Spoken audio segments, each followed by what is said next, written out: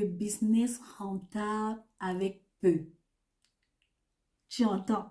Idée de business rentable avec peu. Lorsque tu entends, tu te dis, ah, elle va encore nous parler de quoi aujourd'hui? Oui, c'est ça. Je vais vous parler de business aujourd'hui. Je vais vous parler des business que vous pouvez faire avec peu. Pas avec, vous n'avez pas besoin de beaucoup d'argent, vous avez besoin juste de peu et vous pouvez lancer ce business. Si tu es étudiant, si tu es femme au foyer, si tu es une personne qui a besoin d'une nouvelle source de revenus, si tu es une personne qui n'a pas assez de moyens, je pense que cette vidéo est pour toi. Reste connecté jusqu'à la fin. Alors, avant de commencer, je vais me présenter rapidement. Si tu es nouveau sur cette chaîne, si tu es nouvelle sur cette chaîne, je suis Sonia Tiani, je suis médecin, je suis également entrepreneur. Sur cette chaîne, on parle business, on parle entrepreneuriat, on parle motivation, on parle développement personnel et on parle également santé. Oui, oui, santé.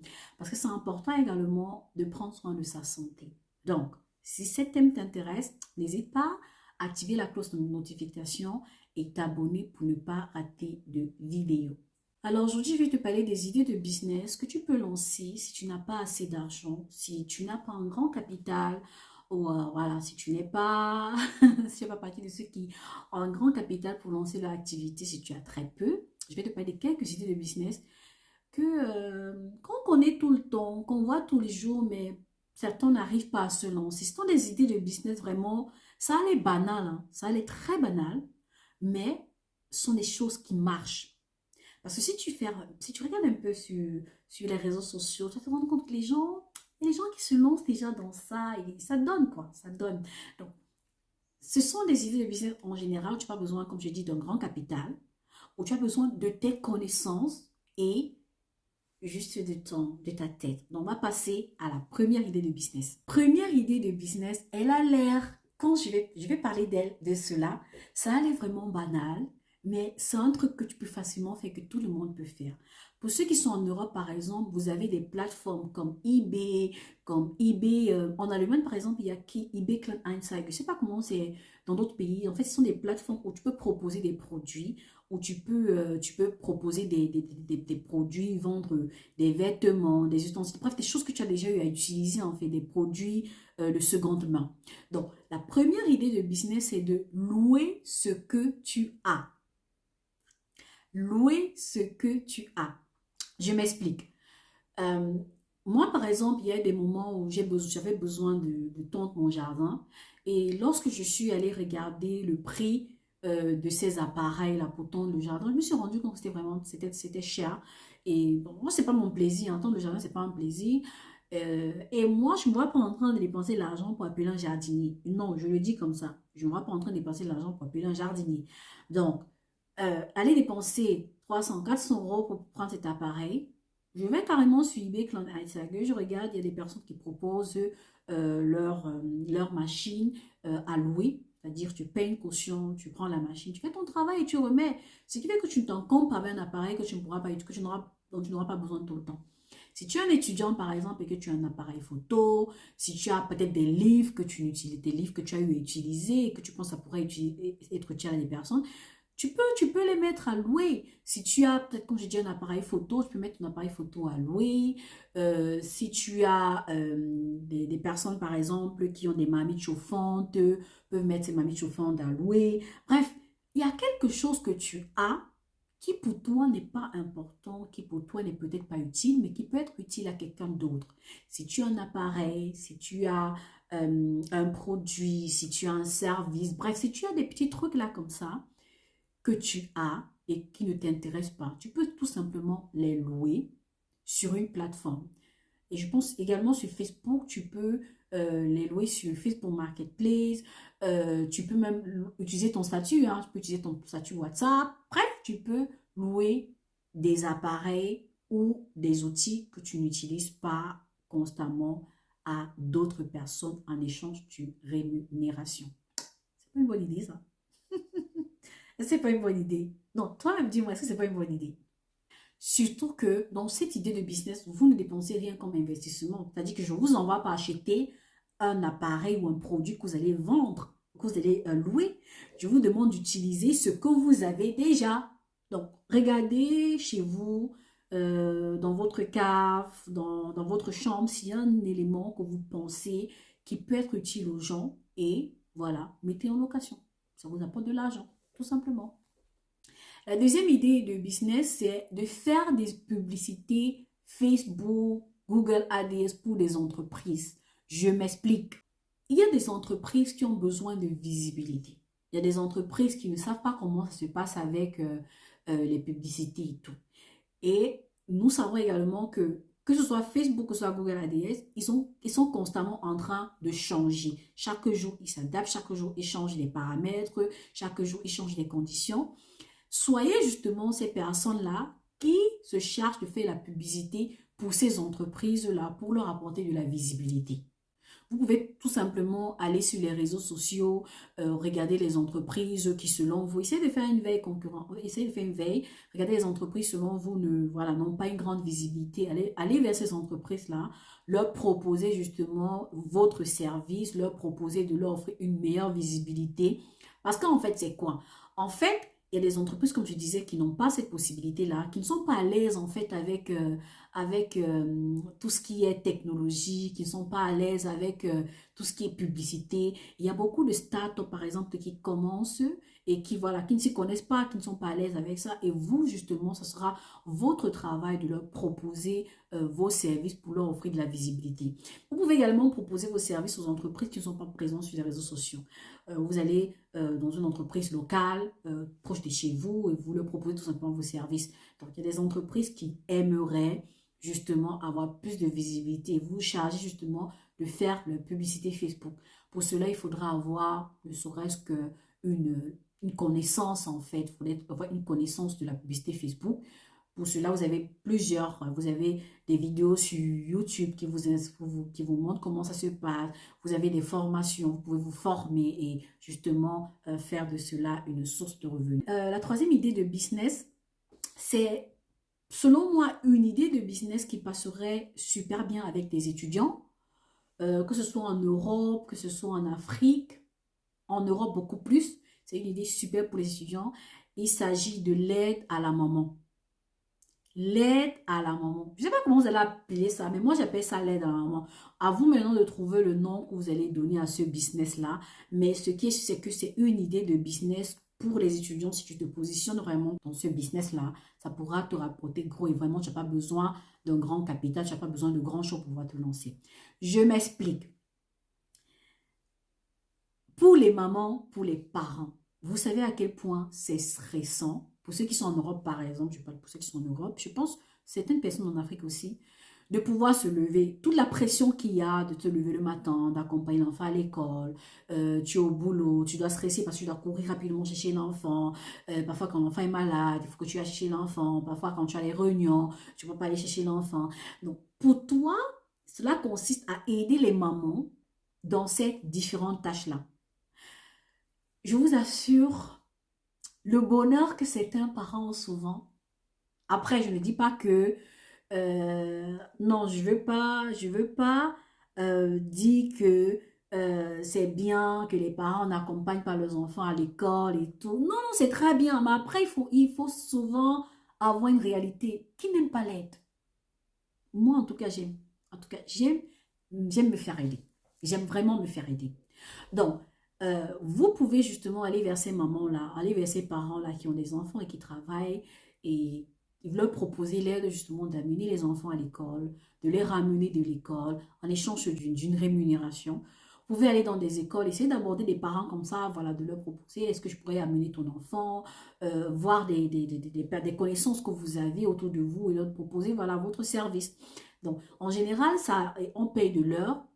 Vous pouvez arranger un contrat où on vous paye le mois.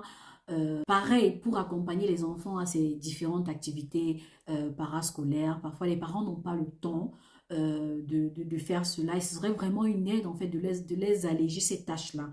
Vraiment, je le dis. Je le dis parce que je connais la douleur, je connais les difficultés de beaucoup de parents.